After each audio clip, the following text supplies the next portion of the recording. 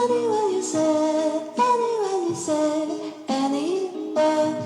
guys, welcome back on my channel. My name is Willow and today I'm gonna talk about Imbolc. I'm gonna tell you what it is, some background story and history, and how to celebrate it in modern day. Yay! It's a Celtic pagan festival that happens to be right in between the winter solstice and the spring equinox, and it's coming up very soon in the northern hemisphere. It's from the 1st of February at night sort of to the 2nd of February at night. I've seen different information about this. I guess it really depends, but like from the 1st or the 2nd, and in the southern hemisphere in August 1st and 2nd. So Imbolc has also different names. It's either spelled with a C or Imbolc with a G, which comes from Old Irish and means in the belly. It's sort of the idea that the earth is pregnant at that time of the year, so in the belly. We'll come around this a little later. Also from Old English, there's Oimilk. I couldn't find the pronunciation for this, so Oimilk, which means used milk. We're also gonna come around this a little later. There's Candlemas, Feast of Fire, and Brigid's Day. Now, interestingly enough, this is a holiday still widely celebrated in Ireland from people that are not necessarily pagan or witches, and it's called Saint Brigid's Day. See what they did there? So basically Christianity replaced the celebration of the pagan deity with a saint of the same name, who some people believe that she didn't actually exist. That's a whole different story, but it's still celebrated as Saint Brigid's Day today. But coming back to the pagan and the original version of Brigid, who is being celebrated during Imbolc. She's also named Brig or Bride or Bride, I'm not sure how to pronounce this one. She's a very beloved goddess of fire, and she's also linked to poetry, inspiration. She represents the fire of creativity, and she's also said to bring fertility to the land. During Imbolc, Brigid is pregnant with the seed of the sun and with all of the seeds that are eventually gonna pop out during spring. So it's an early spring celebration, as you can say, since it's like slowly coming up. This is the first of 4 pagan festivals, so this calls for bonfires and a lot of candles. As I sort of already said, at that time of the year, winter is fading away slowly and spring is on the way. And in Europe, I guess specifically, is also the time of the year when snowdrops would start showing their faces. So those are early flowers, and that's why they're called snowdrops, because they just grow through the snow. I say in Europe because in Canada especially, February is typically the coldest month of the winter, so I mean, I'm gonna have a look, but I don't think I'll see any snowdrop.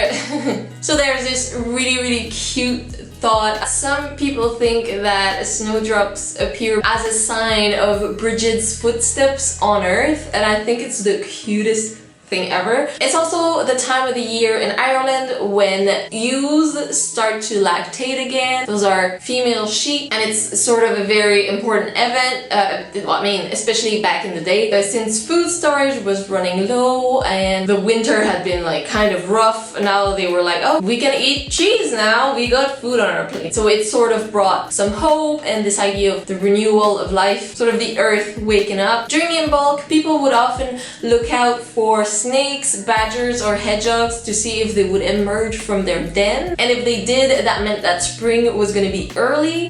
And yes, this sounds very much like the Groundhog Day, and it is possibly the origin of it. They would also do some weather divination, which means that they would look at the weather on Imbolc. If it was good weather, if it was sunny, that meant that winter was gonna be long, and if it was like cloudy, that meant that spring was coming early. There's also a legend of the Cailleach. I need to perfect my Irish. If the weather was good, that meant the winter was gonna be longer because the Cailleach was gathering her wood for her fire. But if the weather was cloudy or rainy, she was asleep. The Cailleach is this old woman deity ruling over winter, and Brigid actually rules over summer. So they're sort of two faces of the same coin. During Imbolc, people would perform fire rituals to increase the power of the sun and to encourage a good growing season. Now here's a fun fact. There is this thing that is called Mound of the Hostages. It's in Ireland, obviously, and it's a tomb, a passage tombs dating from like the Neolithic times. It is situated in such a way that on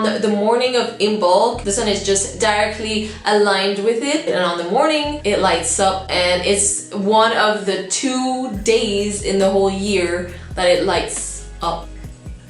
So this was for a little background and history as to what Imbolc was back then and sort of still now, the reason why it was celebrated, the context. Now let's jump into the how you can celebrate it. You can make a Brigid cross, which looks like this and is made out of reeds. It's a symbol of fire and it is said to bring protection to the homes. It was especially a protection against fire in houses. You can make a Brigid doll, which looks like this. It also brings protection but also luck, and it welcomes Brigid's energy into your home. The number one thing that you should do is light candles or a bonfire if you can. As I said, it's a fire festival and Brigid is a goddess of fire, so she's gonna love that. The candles can either be like yellow or golden for the sun. They can be red for fire. White is a very important color for purity and cleansing. Brown for earth, and green for grass and nature in general. You can begin to plant seeds inside your home. It's a little early, but it's a time for purification and cleansing. Cleanse yourself any way that you like. I like to take a bath with candles lit up. Get rid of any emotional baggage, stressful situation, toxic relationships. It's time for a new beginning. So it's also a good time to start spring cleaning to make room for new things and new positivity. You can go for a walk and look for early signs of spring. Unless it's -40, like it's probably gonna be here. You can leave food out for your gal, talking Brigid, so on the altar and stuff like that. Back then, they would also actually leave clothes out for her to bless. They would make a bed for her to rest and everything. Like, it was really thought that Brigid was going into each home, blessing things, sort of, and being like, hi guys, I'm here. So good foods to eat and to leave out on the altar for Brigid are any seeds, so sunflower seeds, pumpkin seeds, any dairy, it can also be vegan options, obviously, poppy seeds, cake, oats, early herbs, also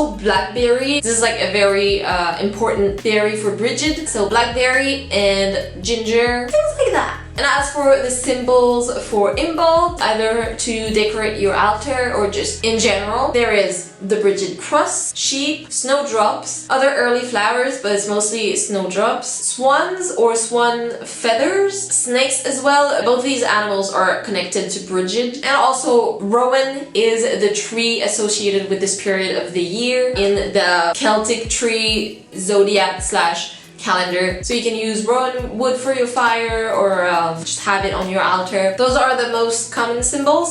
And this is how it ends. Oh, and I guess the Brigid doll as well. And the same colors that I mentioned for the candles can also be in the decoration, your clothes. They are the colors of Imbolc. So this is what concludes my video about Imbolc. I hope you guys enjoyed it. If you did, well, you can like this video and give it a comment. And if you like this type of content, please subscribe, because there's a lot. I've got a whole list. So if you like this content, please subscribe.